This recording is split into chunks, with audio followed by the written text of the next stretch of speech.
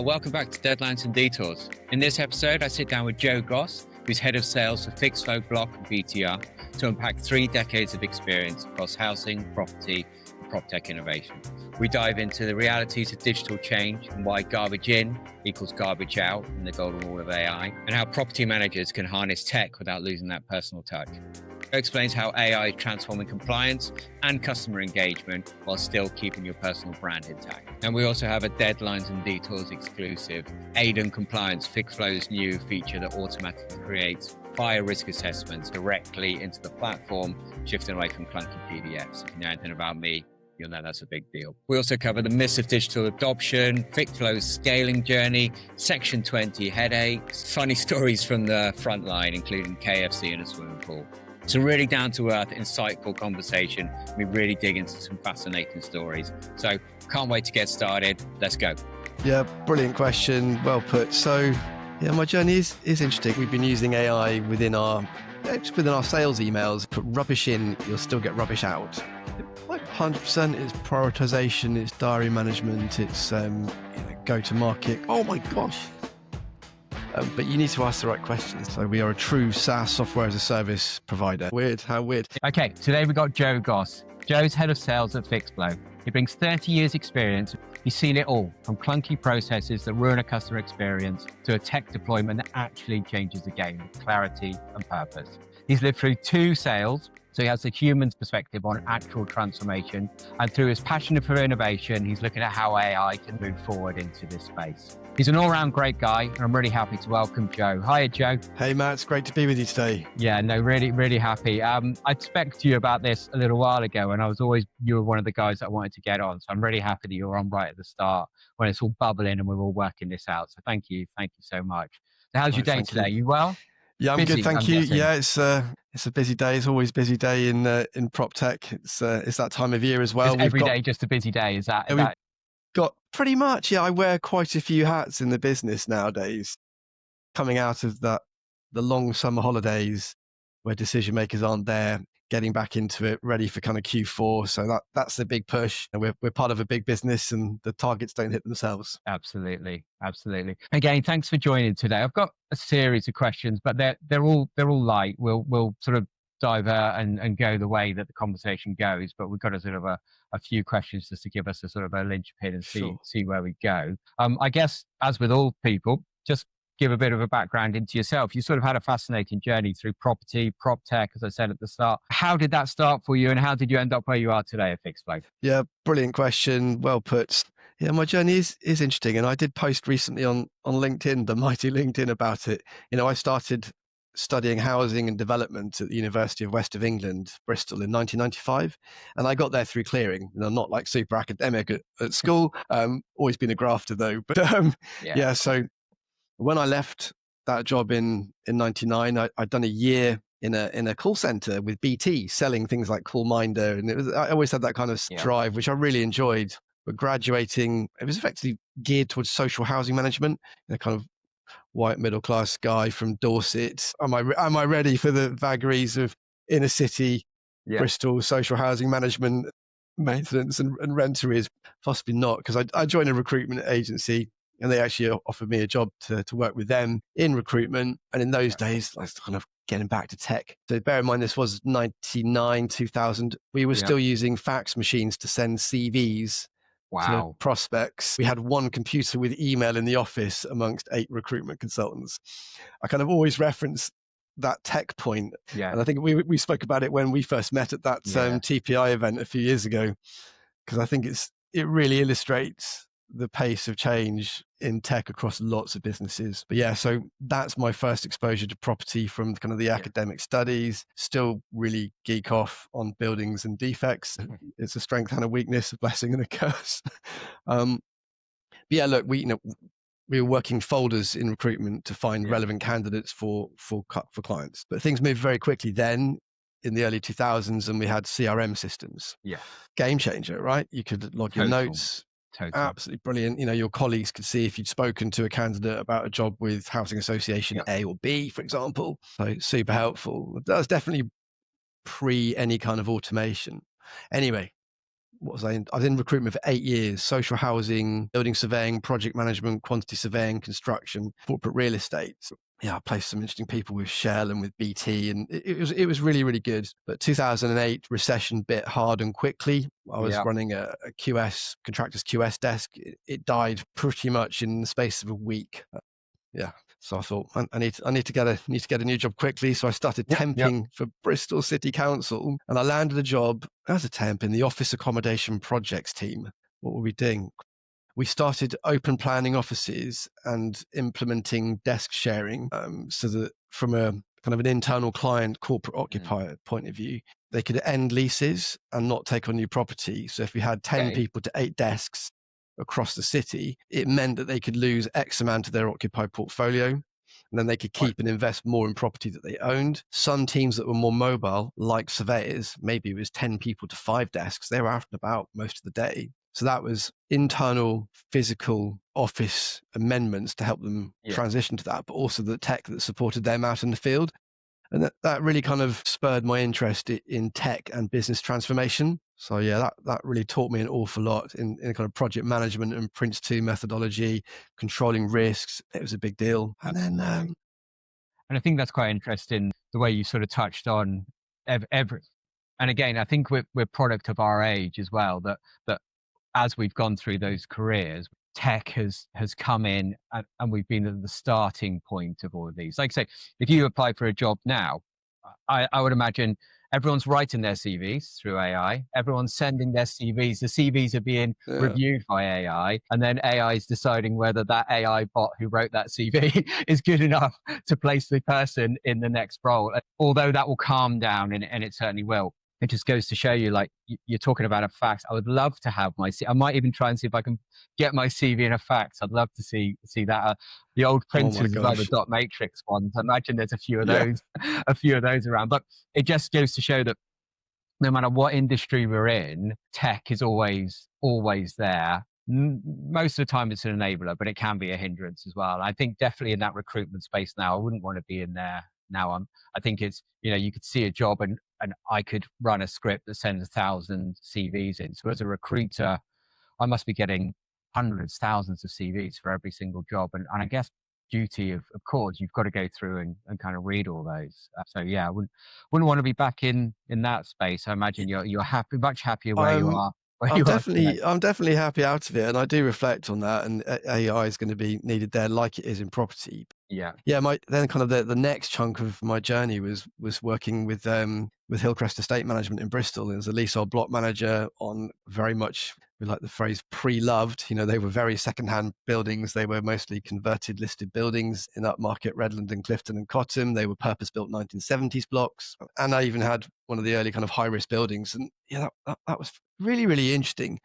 But what really struck me and is absolutely critical on this conversation is when I joined that business, having then previously worked in recruitment at the latter end, we had an amazing system called Bond Adapt. It had some predictive functionality. It would help you filter quickly for where a Okay. candidate might be suitable to be placed, or for those employers that candidate might be suitable for. So it was already starting to drive efficiency for the benefit of your dual sets of customers as client and candidate, but also for you as a PM, as a recruiter to hit those targets. They're revenue driven businesses, of course. And I really thought, I've got Excel, complicated document folder paths, so much information, from kind of 30 emails a day to 50 to Yeah. 100 to 150 emails a day, just because of the pace of life and people's expectation changing quite significantly, that really it was extraordinarily hard to cope on a communication handling basis. So that really made me think and push for tech in that business. And that's kind of like, and property's got better, but it's still known as being a bit backward in terms of tech adoption. I see it. I see it. I go across multiple sort of different areas, just depending on where I'm needed, and it is slower. But I feel like in the last 18 months, there's almost been a wake up call, and there's always been a change there, and there definitely is more of an adoption recently, very recently. Yeah, 100%. I mean, even in 5 years, I've noticed it, and we'll touch on kind of what good, what successful adoption looks like, and what where it doesn't work, and we can have a pretty frank Mm. conversation about that. I've got some fairly strong feelings about it. Mm. But yeah, what really spurred me into the prop tech world was going to some of the trades and being pitched by the original founder of Fixflo, Raj Nair, he was a Yeah. property lawyer by trade, and in it he showed me the systems. Like, wow, I've been cooking this over in my brain multiple times about how we can solve pain for property managers. There has to be a Yeah. better way in terms of Yeah. receiving a repair from a leaseholder or their tenant in a block, to getting the multiple quotes, to instructing the jobs, to driving compliance. The game's really ramped up and it's much harder for our customers and prospective customers. And it's probably peak challenge now of knowing where to look, because, and again, AI is a game changer. And we're going to have a great chat about it, I can just tell. Yeah, I think we will. I think we do. Well, I guess then that when we sort of say it is a game changer in sort of digital, where do you think, what problems do you think digital is now actually solving us? And what problems do you think it's actually, is it causing us problems? Are there problems in the fact that everything is going digital? I know, like you say, in your space, it's been a slower journey in. Is there customers, is there people that you deal with that just really hate and almost resent using the sort of more digital side? They want their sort of their paper-based ways, or are you seeing that have a change now? Yeah, I think it is shifting, but a continuous objection line is we like being an old-fashioned customer first, Yeah. pick up the phone type business. It's their unique selling point, and it's always that kind of the seeing is believing. But no, you will have more time to engage with your customers if you deploy tech in the right way. Don't try and take on everything in one go. It won't work. Yeah. Yeah. Think about what problem you're trying to solve internally before you start talking to vendors like me, because we all want to sell you our wares, Yeah. but Yeah, of course. ask the right questions, know what to ask, speak to your team. Where are their pinch points? Where are their pain points that they need to have solved? What's the biggest priority for those? So I just think buyers, they're getting better, but they need to be Yeah. considered. And I'm seeing more buyers having professional help through third-party consultants, and that's also changing the game too. And are those third-party consultants, are they driving digital? Are they encouraging them to do a digital Yeah. uptake? Is that what you're seeing? They're encouraging digital uptake. Yeah. They're helping them with their own pain points. It's almost, I'm a block managing agent, and Yeah. I've employed a consultant to look at my systems and processes to help me see the wood for the trees. Yes. Often small businesses, particularly the owners, yeah, they're in the thick of it themselves. They're winning business, they're running portfolio, they're getting in at 5 a.m. They're still sending works orders to Yeah. electricians to change a light bulb in the communal corridor. So there is a better way. Definitely, definitely. And I guess that takes us nicely into where you are now with Fixo. You've been there through its growth and its scale. And what's that sort of journey taught you about scaling smartly, bringing in the right things, giving the customer the experience that they need while scaling the company? Oh yes, 2021 was the first sale. That was really interesting, and the culture didn't change a huge amount initially. Okay. I think our acquirer recognized the kind of the strength of the brand and the operational procedures, and it was fairly business as usual, but with more investment for products and marketing and back office support. So I Great think news story you want. A great news sort really, of, really good news yeah. story is exactly what you would want.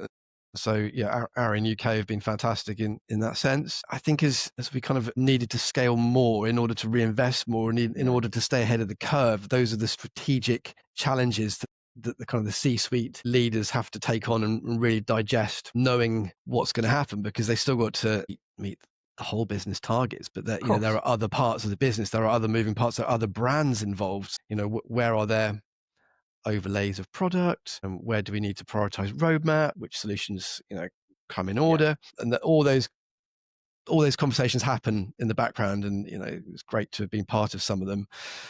Yeah. Yeah. What sort of, if you were, let's just take a step out of it, if you were going into that today, what mistakes do you see along those ways with kind of mergers, scale and stuff that you would either change from your experience or recommendations as well? I guess keeping the customer front and center, not moving too quickly, not changing too much. I don't want to put sort of thoughts into your head, but what would be the kind of the playbook as you would run it now if you're doing it again? Yeah, I think we did have a pretty good playbook. I think you've got to keep customer front and center. They need and deserve service, and Yeah.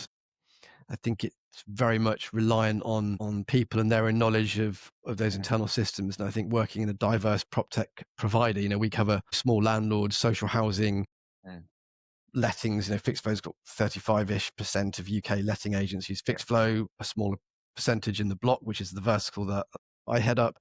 So it's about how you align your internal staff resource to meet your customers' needs. And I think it's those kind of, probably lessons learned around that. Yeah, definitely.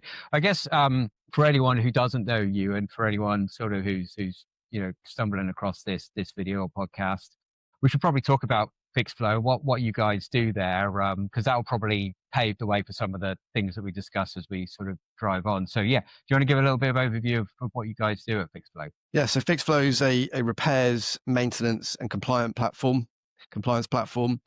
So yeah, founded in 2013. So we are a true SaaS, software as a service provider.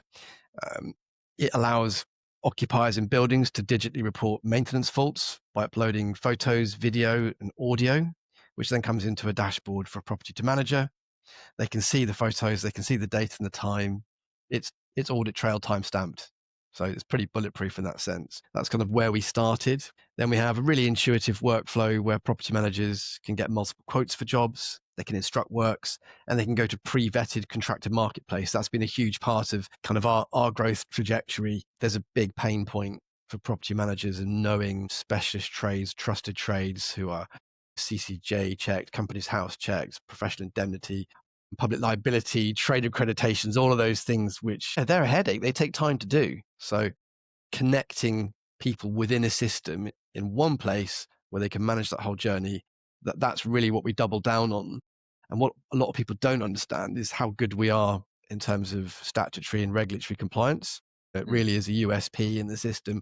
I'm a property manager and I can set up servicing of my water tank and booster pumps in a big block of flats, and it will always instruct at a set interval to your preferred contractor. Yeah.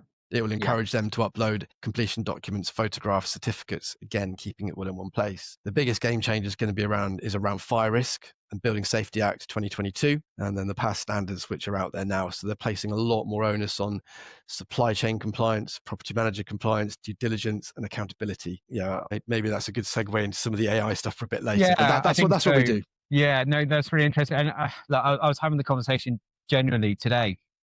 We were talking, neighbor here has just bought a new car, electric car, brand that you haven't really heard of before. And I was saying to a partner, the thing is now software and tech is where the big changes are going.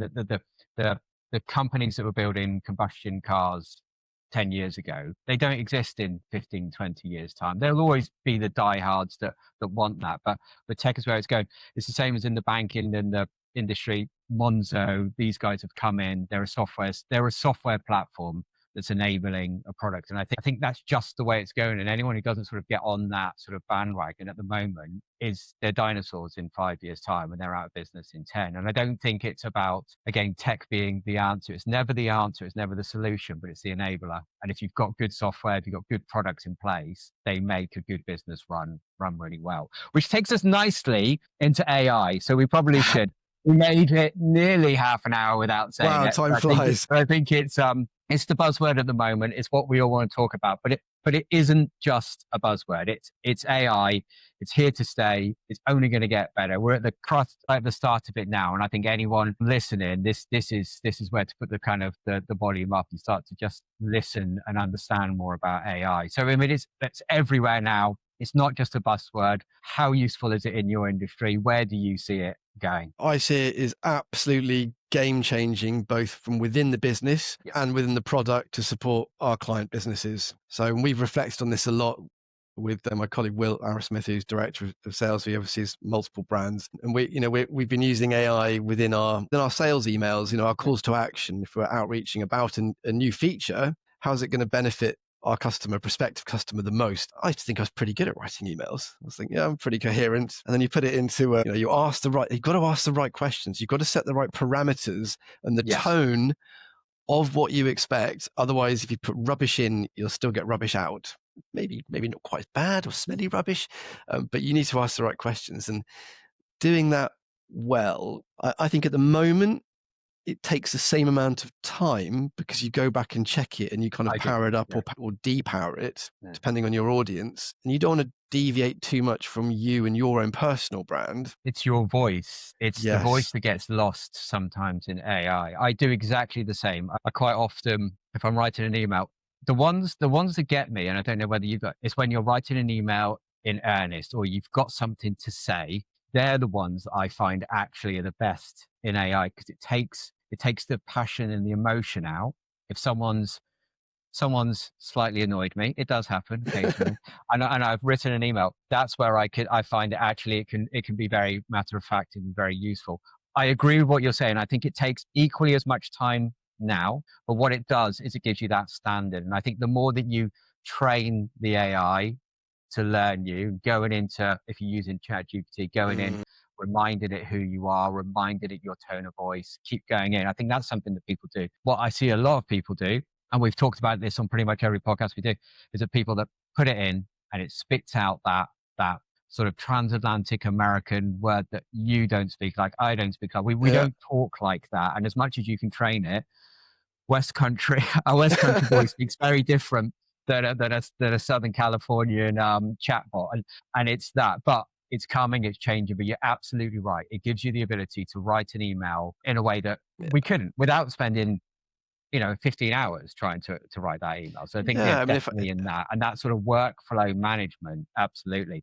And I guess my sort of follow-on question was, yeah, how do you see AI automation working? Email's one of them. Is there any other ways that you guys use yeah, AI it's currently? 100%. It's prioritization, it's diary management, it's go to market content for a flyer. It will pull from your own ecosystem the relevant wording, so it just brings it together. It will help you get to proof of concept quicker, or a scope of works maybe for a new iteration in an existing function in the Fixflow product, or something completely new in terms of scoping. And it's absolutely fascinating how quickly it will pull together relevant industry knowledge. But yeah, you need to have enough nous about you and industry knowledge to ask the right questions. I think that's critical. I mean, look, I think there's going to be, but I'm going to rewind, going back to taking the same amount of time to do things, but you get Yeah. a better output. I think we'll get better at it and it will become quicker and better. But there's still only going to be so much that our human brains are going to be able to deal with. So it's how we retain control, I think, is a big question. Yeah, and it's not dumbing down. I was talking with I think it was the podcast I did with Jamie, and was talking when I first started using AI and Grammarly, the two together to sort of, AI is great, and then Grammarly just gives you that sort of more standard on the top of it. I was just sort of chucking everything in and almost clicking yes, yes, yes, yes, yes all the way through it. And actually, what I realized very quickly is it was dumbing me down. It was I wasn't really learning the subject. How I use it now, one of the day-to-day use cases I use it now. So I use it as my notes taker. Well, as I'm typing notes, I used to just use, on my Mac or whatever it was, to just type my notes. I type them into chat now, and I say, just make sense of this, and I'm putting it all up front. What I find now is more than me, and more than any time that I could spend, it can give me a very, very good 95% summary Yeah. that you just wouldn't be able to get. And I don't think anyone around a table. How many times have we all sat around a desk and someone says, who's taking notes on this call? And Yeah, everyone goes, oh exactly. God, no, please don't let it be me. And everyone puts their head down. Nowadays, I don't really mind too much because I know There's I a can make, Gemini or Otter or whoever else. yeah, Yeah. exactly. Chuck it in there and it will all sort of do it. Have you found anything then where, like I said, with the kind of, certainly at the start where I was chucking it all in and almost just agreeing to everything, have you found any ways that it's almost backfired on you and you've had those problems with AI that's actually taken either more time up or cause any real issues? I think that the ultimate impact is on how you schedule your meetings, because Yeah. actually you could schedule more opportunity conversations, sales conversations in a day, because the AI will record the meeting and extract the summary. Yeah. So, but you still need to have that human time to do your administration. I think that's a really big thing. I think for us, yeah, it is those meetings being recorded both internally with what are the outcomes, what are the next steps, what are those action points. That is critical. If I take that back to property management, Mm. if I put my block manager head on, if you'd have had AI recording your resident management company directors meetings or your annual general meetings or extraordinary general meetings, that would have been an absolute sanity saving game changer for a start. And I think Absolutely, yeah. people are using that for sure. I mean, they must But be in now. terms of the product, Mm. yeah, go on. Oh, no, I was going to say that they must be now. That must be the standard. I mean, I haven't been in a meeting now where anyone's ever said, we don't want you to take, I mean, you're just taking notes, right? You're just using a note-taking tool. I imagine there will come some time where people don't want that, but it's no different than a call being recorded, right? That's the Yeah, standard. completely. I mean, I What was you're saying chatting about to, into software, sorry, I stopped you on your yeah, flow. no, it's fine. With a couple of things just sprung to mind then. And so a really lovely guy called Ant Jones who runs Ground Up. He's a contractor. He's in the Fixflo contractor marketplace. And we had a meeting about the solution we're trying to drive forward. And he was wearing a wrist, like looks like a watch that can record your meetings. So when you're on the move, I Okay, thought, this is amazing. wow. What's this got? Do you know what that was called? And I'm trying to remember what the product's called, but I might have to Google it and re-find out. Maybe we'll do it in the background, Matt. Yeah, absolutely. And I thought that would be great for site meetings. If I'm a property manager or a building surveyor, those are the really good kind of pivotal pieces in our world. And what I've been really trying to drive forward and I'm super passionate about is around building safety and fire risk assessments and plan preventative maintenance servicing requirements for buildings which have a serious statutory and regulatory requirement to take those actions and complete them. So a fire risk assessment, a water risk assessment, engineering lift insurance inspection, those documents that those surveyors, inspectors do pretty hard going to read and digest and then take the actions from. So you commission the survey, it lands on your desk digitally and or as a hard copy, probably only digitally now, it might be a PDF. And then you have to traditionally read it and create tasks and write emails to get quotes and instruct, or you go and update a third-party portal. Right. We've now worked on a 4-strand, so various large language learning models, plus OCR, plus other AI tech, so that when that FRA comes into Fixflo, you can press a button, AI remedial assist, and then it will read the document and it will create the issues within the system ready for a property manager to get quotes, instruct works, or broadcast information, all with an audit trail. And this is Amazing. massive. That's amazing, right? That story there is exactly a perfect use case. If you said to anyone, we need to bring AI in, and said why, you just explain that's just taken time, resource, and I think people always go, oh yeah, but you're taking jobs away. What? No, you're not. What you're doing is you're actually those people that have got the skills and the skill set to actually do their job. You're giving them their time back. You're giving them the time to actually go out and do these things. When you've got someone that's highly skilled, potentially highly paid, sat just running through a document, that's a waste of everyone's time and effort. So these these sort of like a safety act, are they standards then, and they're all very similar, or are they all different depending on who That it is? is such a good question, Matt. So there are various suppliers out there, from one-man bands, independents down the road from me in Bristol to big national companies, and they do a great job. But the output in terms of the document is different pretty much every time, although their own format will be the same. So we talk about AI, and we talked about how you might use it yourself to write an email and you configure it. You can also train AI. In tech speak, I think we call it annotating a document. It doesn't mean we're physically drawing on it. It means we're training it to read a certain style of a risk assessment. So they get really good. We are pre-release, by the way. So we are in beta testing, go to Are we allowed market. to talk about this? Is this no, I think it's fine. We're making noise. We go to market on the 6th of October. So I was just internally feeling, I'm going to talk about this. Yeah, no. Well, I think because this is cutting edge. This is what we want. We want your show to be cutting edge, right? This is, and these are the things. If you hide things behind, people don't see them, but people don't get to use them. We should be shouting about these things. Someone will come and they will copy that, but copying is great, right? At the end of the day, you'll be moving on to your next innovation by the time someone catches up to this. So this is just we think we're ahead. Yeah. We think we're ahead of the curve, and our sources tell us so. But I really think it will just make property managers' lives much easier. It's pretty much standard text. You've got to read Simon Sinek's Start with Why. Why? Because this is a massive pain for property managers, and there's a massive problem in safety in buildings. Because it's still the case. I'm saddened to say that property managers will commission fire risk assessment, and they go, "Oh, great, I've got the FRA done." And then they might cherry pick a couple of the issues, but you get interrupted all the time being a busy property manager.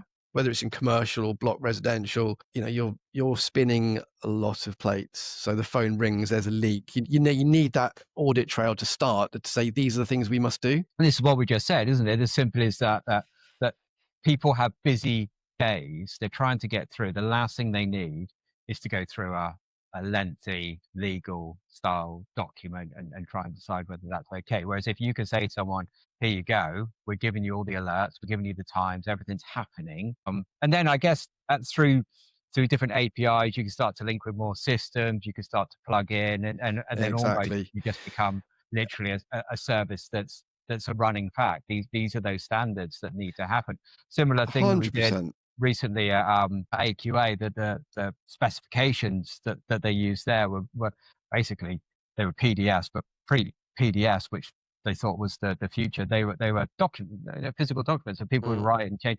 Now they've moved to sort of digital. Now they went to PDFs, and then PDFs to sort of API driven. And now all of the different publishers, everyone can start to integrate the everyone's getting a better experience. The students get a better experience. The publishers have got better ways to sell. AQA have got a better way to reach more audience and things.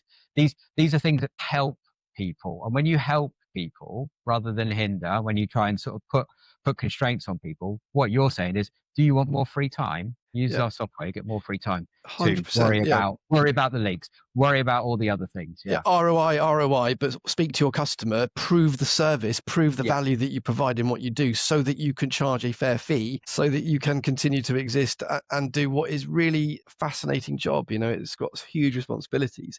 We are a dynamic AI first business. What I've just been talking about around risk assessments, this is, it's coming very, very soon. We've already, as part of our group, in terms of what the wider Arian, Fixflo, Arthur, and some of the social housing brands, we've acquired a business called Help Me Fix. I don't know if you've heard of that. No, I haven't. No, tell me about. Etan Brazil, tech entrepreneur. He was a tradesperson by, originally, and he created online video triage. So a tenant can have a conversation, be connected through, say, the Fixflo reporting experience to, a semi-retired tradesperson who can help them deal with a cold spot on a radiator or top up their boiler pressure, for example. Okay. So you save an engineer call out, which if in a lettings world, it saves that landlord effectively an unnecessary fee, and it upskills occupiers. Great. Then add to that intelligent Aidenn chatbot, which will then further triage a fault that you're reporting. What does that damp patch look like? Oh, it's likely condensation. You can try X, Y, and Z. Or actually, it looks like it's a wet, kind of yellowy patch on the wall. Is your wall on the ground floor, the middle of the apartment block, or top floor? What is the exterior of your building made of? Can you have a look outside? Will it give you clues as to whether your reinforced concrete sill and the rebar's popping and there's water sitting on it and it's coming into the cavity? And if you take it from there with the photos, you'll then get to a stage when AI will be recommending specifications for repairs and materials. I think the possibilities are so exciting. Absolutely. So is that something that you guys have now? Is that something we have? Aidenn. So Help Me Fix and Aidenn is part of the Fixflo ecosystem and will be expanded upon. It's so exciting. We call it Ask Aidenn. We've got a funky little video. You'll probably find it on YouTube or LinkedIn if you put it into the system. I'll link it in the description. I like a funky video for sure. It's really, I'm always cool. I'm always hooked with a funky video. Okay, so you may or may not want to answer this one then, but let's see if we can sort of tease some things out. So you are where you are. You're about to go into sort of pre-release beta now. You've got some other things. What do you see is next? What if you could snap your fingers and have it developed? What would you want to see next in this space? I don't think I can answer it, Matt. No, that's fine. I didn't think you would. But I guess it's more automation. It's helping the customer. It's moving things faster, and it's giving people their time back. And people are happy to pay for these things. The amount of little microservices that I pay for now that save me time, save me money, infinite. I wouldn't have done that 10 years ago. Just as a idea was. I think 10 years ago, I think that's fair. 10 years ago, SaaS was always seen as, I tried to sell SaaS products back in the day, and you used to have people say, no, I need a fixed price, I need a fixed sort of solution. This has to be it because we've got our end of year budgets and stuff. Those conversations don't even happen now. People want to try these new things. The amount of companies that will just sign up for a sort of a standard tier, and then within a couple of weeks, we've tested it and we're live and we've gone, and that's the way. Every product that I have now, just scanning along the bottom here for different services, everything's a SaaS product now. That's the way it is. And Yeah. people want enablers, and they can swap and change. I'm sure you don't want to do that, but they can swap in and change, and they can do it. And that is how tech should work. It should be, new things happen, new services come on. So Yeah. yeah, okay. I know. have seen, yeah, I escape have, that question without giving me the yeah. Thanks, Matt. I mean, look, I have seen swapping and changing. I've seen customers leave. I've seen customers come back.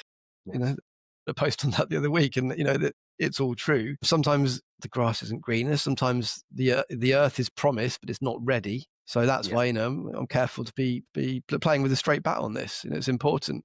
I think AI people are asking about what SaaS platform should I look at.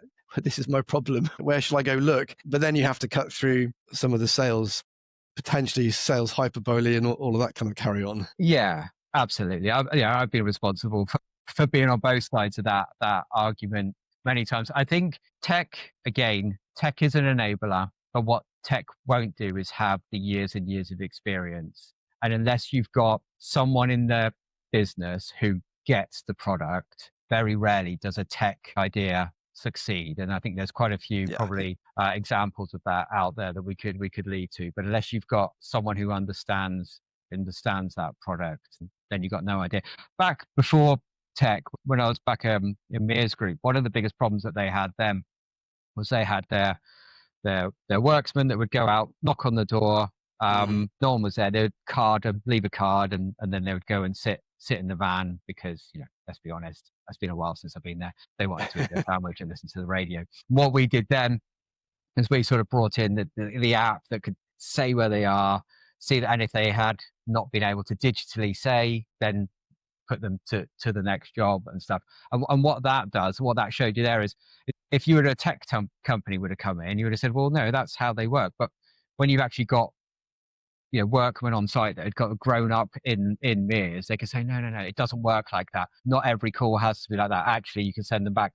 And what you would have gone from is just a computer saying next, and driving everyone around, to actually having someone who knows the product and says, well, actually, they might have said no, but we need to go back and fix this, and that will half the time and things. So I saw firsthand that you need good industry knowledge and someone at the helm. Otherwise, tech will just go awry, and you've got no chance, and all you'll do is just upset your customers. You've got to get your standard operating procedures, know your parameters, try and stick in the right lane to fix that particular problem, and get people on board. I mean, that there is definitely some myths in surrounding tech and adoption for sure. Yeah. Well, let's go into that. Let's go into some of the myths. You must have some. I'm sure we'll end up saying AI again, but maybe you're right. Maybe. But what is the biggest myth you think at the moment around sort of digital transformation in property? What's the thing that's being shouted that you think, well, maybe not so much? Look, I think that any change to business requires people to get on board with it. So it's that it happens quickly, and it's something that just happens in the background.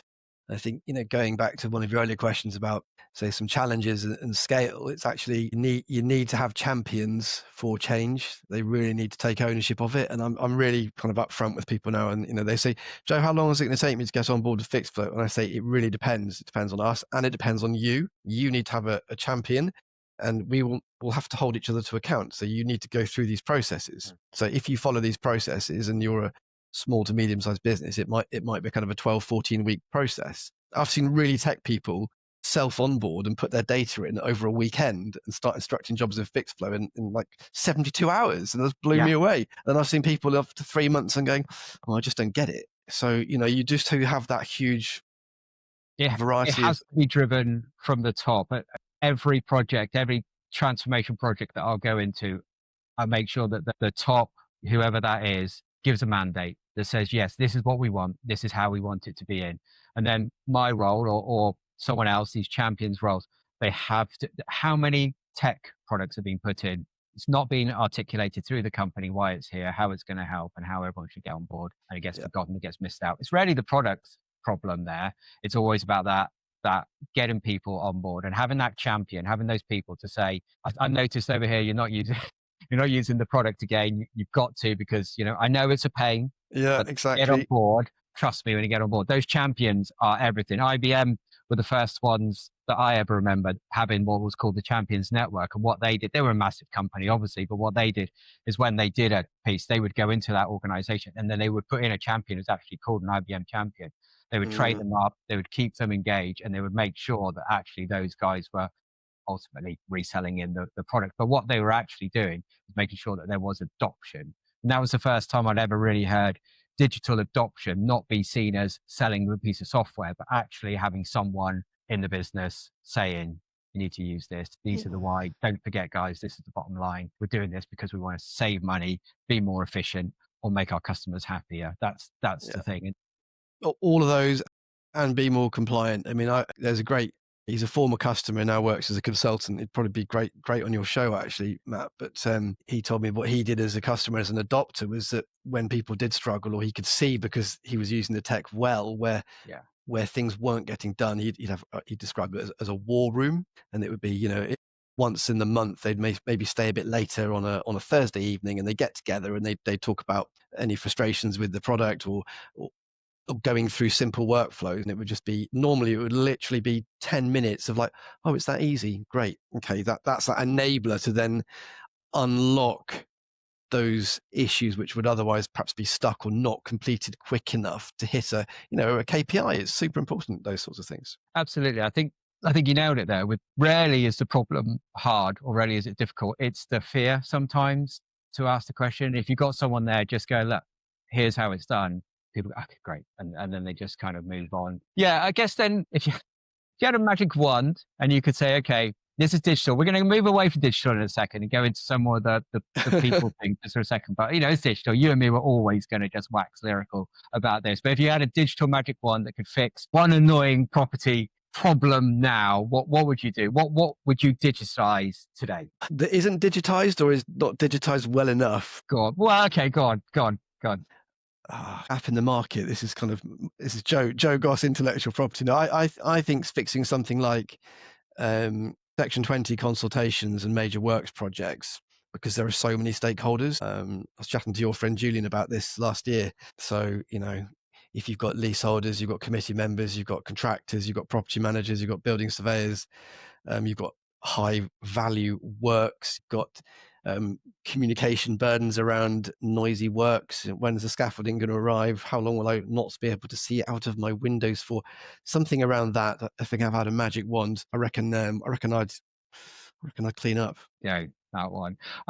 Right, let's step just back from digital a minute. I mean, with the change that you've had in the business, with the sales and the changes, what have you had to do away from digital with the people you work with those staff to make sure that kind of that view on leadership and the way that everyone works continues to work well in business? Because it's always unsettling, when you're further up the ladder, as it were, you normally have a bit more open understanding of where business is going, but there's certainly the people in the day to day, they struggle and there's worries and there's thoughts. What have you sort of experienced there, and what sort of takeaways have you had? Okay, so I'll just take it to be, I'll hit it kind of on a really personal basis.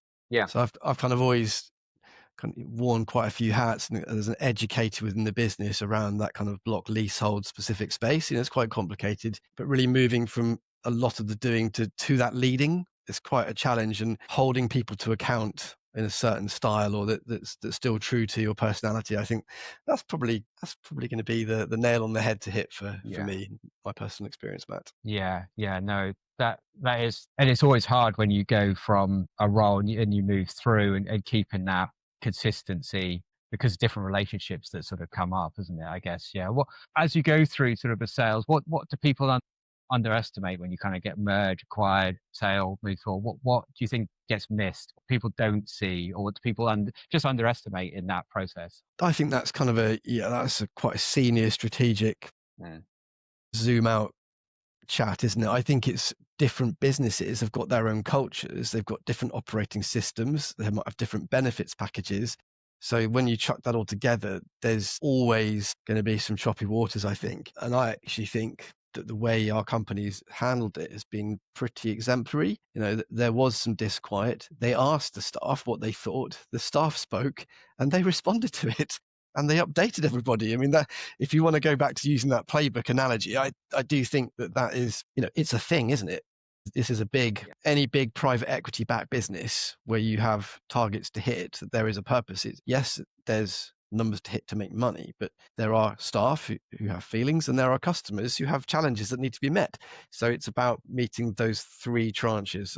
I think we've done it pretty well. Yeah. Culture and alignment would be my sum up. I think that's right. It's always about the people. It's always about the product. It's always about those things. The money is great and it always comes and those targets exist. But if you don't get the other things right, you got no sort of chance. If I was setting up let's say a rival business to you, that's wrong. If I was setting up a business today and I was in your space, what piece of advice or what checkpoint would you give to someone to say you guys are on the right track and you're doing it right? Ooh, it's such a hard question.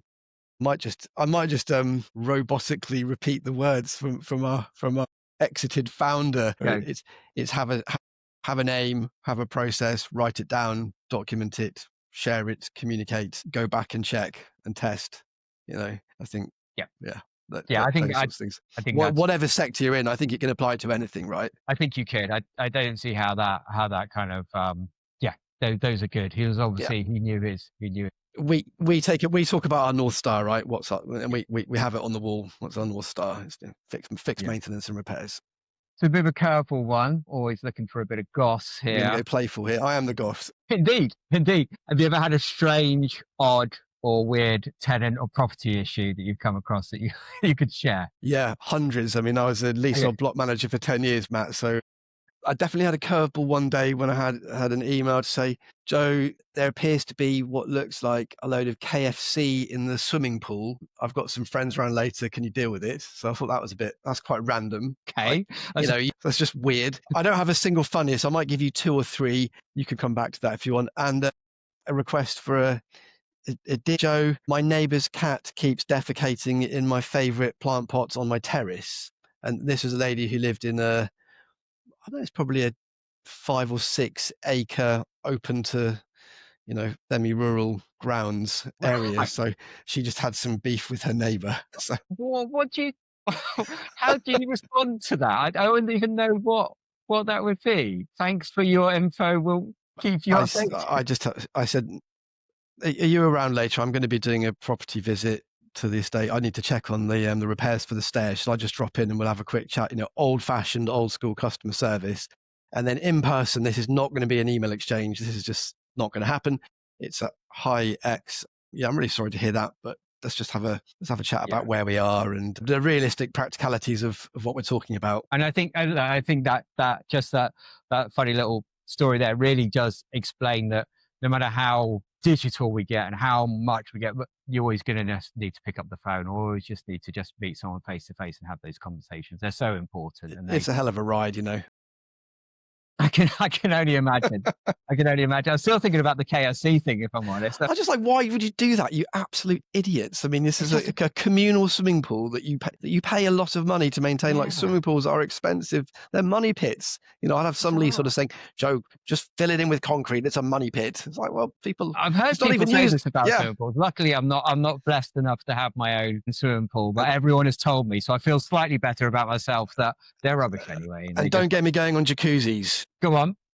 No. That was just a flippant remark. Okay, a little bit of fun here then. So as we're just sort of having a chit chat, if we were doing a Netflix show on your career, would it be either a drama, a comedy, or a thriller? What if you were to give it a title, what do you think it might be, or align it to another one? Right, it would be a thriller. Yep. Because there's been some real highs and some real lows. And it would be pretty emotional highs and lows, with some ridiculousness thrown in for comedy. But we did actually joke when I was in the room with all us property managers, wouldn't it be great if there was a fly in the wall documentary on leasehold block management? Because we all have our ridiculous stories. There was a white gold on selling UPVC windows. I think block management's got a lot of material. I genuinely think there were. I mean, some of the ones, like I say, we mentioned Jules earlier, some of the stories and different things I've just heard. It's a world that involves so many people and opportunities and things that there can only be great stories told from there. I always ask about buzzwords that make you kind of either love or you hate. You said game changer a few times, so I'm going to take that as one of the ones you like. But what other ones that you hear all the time do you sort of either make you cringe or you go, you know what, I love that one. I love that. I think, I don't know, it was a different language coming into SaaS when I first started. My first meeting, there was a whole series of acronyms. They talked about bofus, tofus, and mofus. And I thought, what the hell is this? Some kind of new age food. But that's the marketing speak that, of course, you understand, Matt. Yeah, exactly. Yeah. I mean, we're pretty spade a spade. It's pain point, it's solution, it's game changer. If we're excited about it, we'll be excited about it. Okay, we're going to stick that up. We're going to put that with a little star and say that's one. See how many times that comes up. You want a tech platform that you invest in as a customer to be that game changer. You want to realize that return on investment and have your people adopt it well. Yeah, I think definitely when you talk about acronyms, I think that the tech space is the worst. I mean, I remember, I don't think there's been a meeting. I've been in so many different projects over the years. I don't think there's a meeting that I go into where someone just doesn't shout one out. And I go, I have no idea. I'm just going to write that one down. I'm going to smile and I'm going to Google what that might be later. It's just, there seems to be a new acronym every week. If someone was to play you in a movie, who would that be, Joe? Because we just talked about, you want this show on Netflix, so let's find out who's going to play you in there. I've always thought Leonardo DiCaprio would make a great leasehold block manager. That's our unashamed vanity, Matt. I know. He's a cool guy. What's your non-digital tool that you just can't live without? What's the tech's gone. What's the one thing that you just analog that you adore? Pen. Good old-fashioned pen and paper. Fixflo pen. Look at this. I've been making I've got my few notes. As we've been chatting. Maybe some merch. Udemy came into the office and did us some training. Great. So nice. We like a good bit of practical merch at Fixflo. Oh, that's a good question for you. So what's the favorite piece of merch that people want? I was talking with Chelsea from EK last week. She said candles. Apparently, they're the ones that people love. I said when I was doing events and things, it was always the fancy umbrella. People like the fancy umbrella. I want umbrellas. I want an umbrella fold-out one with a Fixflo on the end of the handle. I think I really like that one. I want baseball caps and I want polo shirts. This is like a sales pitch to our head of marketing, James, if you're listening. Yeah, exactly. Get it in gear. I think I've got. Did you guys give out USBs with 3 different ends on it? Was that you? We gave out USBs with 3 different ends, and I've got one. I said I've got those. My daughter's got it in her school bag because she charges her phone with it. So there you go. Fixflo being. So Fixflo USB chargers. Look, we're Fixflo's famous for our socks. I even occasionally, if I do maybe some AI assisted rhyming ditties for LinkedIn, the yellow and the green Fixflo socks. Yeah. Nice. What's the next season? Want those. Joe, this has been really, really great. I mean, there's other things we could dig into, but I think I always enjoy chatting with you, and I'd like to bring you back for some other ones. I think certainly when the product gets launched, maybe we can sort of dig into a few of the things that maybe you couldn't talk about today. Dig in is the thing that I say. Apparently, lean in and dig in. I say dig in all the time. I never realized I said it until that's all I hear now, and now I'm just sort of saying it. I've also noticed as well, I wear an overshirt in every video that I do, so I don't know what that's all about. I've ironed this one especially, man. Got the memo. Shack it. Where can people find you? On LinkedIn, I know you're prevalent on there. On LinkedIn, I go through fits and starts. I had a real break from it in the summer, and the algorithm hated me, and it's taken me weeks to get back up. If you are trying to put yourself out there, you're lying if you don't check. Consistency is king. Yeah. LinkedIn, Joe with an E.Goss at fixflo.com. Yeah, I think I've even got my mobile numbers probably on my LinkedIn profile. I don't know. You probably have. I think this is the one bit you still live in where people will just pick the phone up, right? That's where people want to get. Like to have an old-fashioned conversation. I will be at the Property Institute event on the 16th of October. I'll have my shop. I'll have some merch. I don't know if I'll have charging, but hopefully I'll have chocolate and or socks. But yeah, I'm sure we'll have socks. Good. So what event was that? Sorry, I'll make sure we link it out. So that is the Property Institute event. So that's kind of the trade / body for leasehold block managers. It's a new venue in London this year, organised by great people there, and there'll be lots of thought leadership, content. Thought leadership is another one. Content on everything from insurance to building safety to day-to-day repairs to legals, you name it, it'll be covered. So yeah, definitely. Is there anything that we didn't cover today that we probably should have gone into? I want to get you back. I want to talk more about AI. I want to maybe go into a slightly more technical conversation about how your product can interact with some others. But is there anything else that we sort of left on the floor that you wanted to sort of cover today at all? I'd love to come back, thank you, and I'd love to talk about that specific functionality as it's iterated, released, and used, because we'll have live customer feedback, we'll have any market ripples. I think that'd be really, really interesting. I'd love to talk more about partnerships and integrations, because block management is very interesting. I think people are less inclined to play with each other compared to the letting space. That's something I probably could have touched on more. I think there's a whole area there, and I just don't know why that is. But I would say that we can leave this as the cliffhanger. I think that there's lack of collaboration to the point that it's bad for customers. And I know that, where I come from is I want to solve customer problem. Yeah, definitely. I definitely will take you up on that. What I noticed with these podcasts, we tend to run about, just over an hour. It'll sort of be about 50 minutes by the time it goes out. There's always that hook, and there's always that thing that I want to dig into more. And I think that's it. I'd love to get you back in a couple of weeks, and we'll once the product's out there and if people are using it, let's do that, and let's talk about some of the actual pain points and offer some valuable advice out to everyone. It's always a pleasure. We see each other at random events. I never know, and then I see you shining in the corner. I think, I always got to go speak to him. So I'm always enjoyed talking to you. This has been fascinating. I've really enjoyed myself, Joe. So thank you. Thanks so much. Thank you, Matt. Yeah, thanks for having me. It's great to be part of your early video podcast. Hope it goes well. And we must have a chat about release date. And definitely, we'll do that. We'll do that now. We'll have that behind the scenes. So thanks again, perfect. Joe. Cheers. Thank you so much. Cheers. Bye-bye. Take care. Thank you, Matt.